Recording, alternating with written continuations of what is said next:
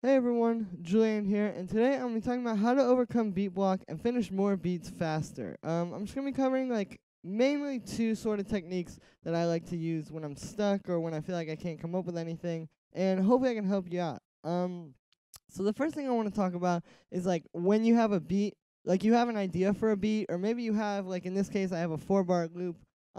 You have like some kind of structure there, but you can't figure out how to get from sort of like point A to point Z. Like you may have gotten from like point A to point D or something, but you need to get it finished. Well, what I usually do when I get to this point where like I have like a pretty solid idea like this,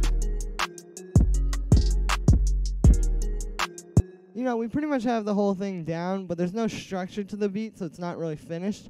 And what I can recommend for this, like I was saying, pretty much what I usually do here is I'll just sort of take this and maybe move it like 8 bars forward and just start, like literally just start going in and copying this over a bunch of times. And maybe like once you get done with that, you could like add a few changes. Like here, I'll have 8 bars of the intro with just the bells or something. Like the main thing is like to just not think about it. Like just start building patterns on top of each other. And really, usually this is a pretty efficient method of finishing beats. Like you see now, I've copied this over. We have like sort of 4 parts of this same kind of thing, and it's pretty solid. I mean, the beat is at like almost 2 minutes and 30 seconds, and you don't have to do this structure either. Like you could do like something like this. And maybe I'll cut out like the kick in this little 4-bar pattern. The point here though is that I'm just sort of going at it quickly and without thinking too much.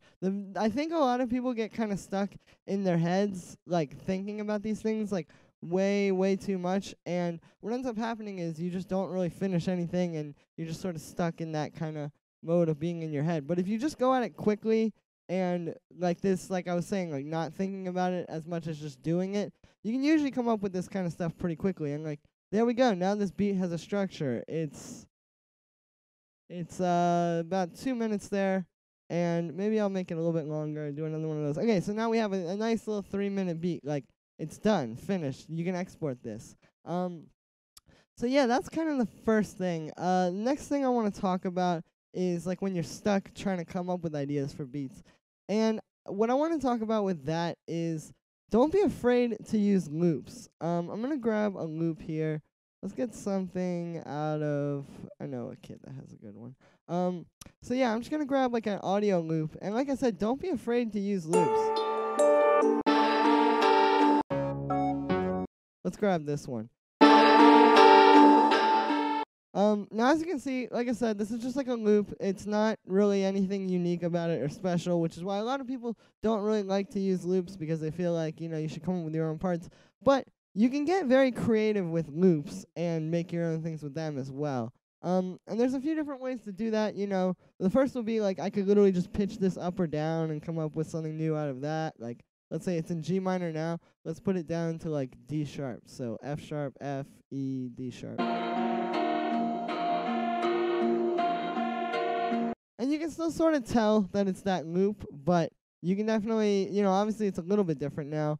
There's a few other things you could do. You could like play around with maybe Effectrix. I'll grab that. And if we put on, like I'll get the famous backward vocals preset. That's completely new now. You can play around with like different filtering plugins. Like you could use like Filter Freak if any of you are familiar with that, and do like some kind of patterns, maybe like this one.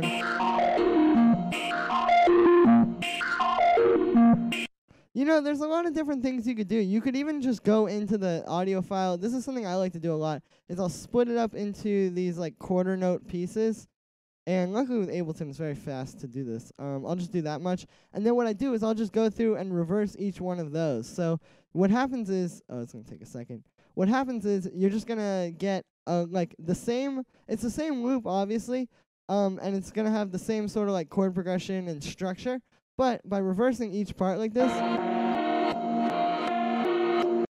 you get like a new feel to it. And it can really make it interesting. There's a lot of other things you could do. You could do like, of course, gross beat, the famous one. Put it down to half speed.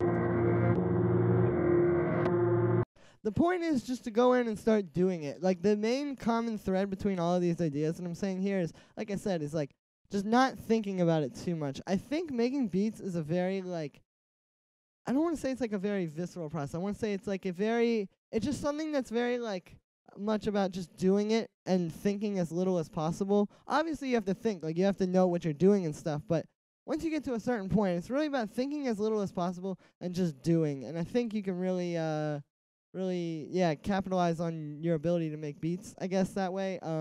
But then, anyway, that's pretty much it for today, guys. Let me know what you thought.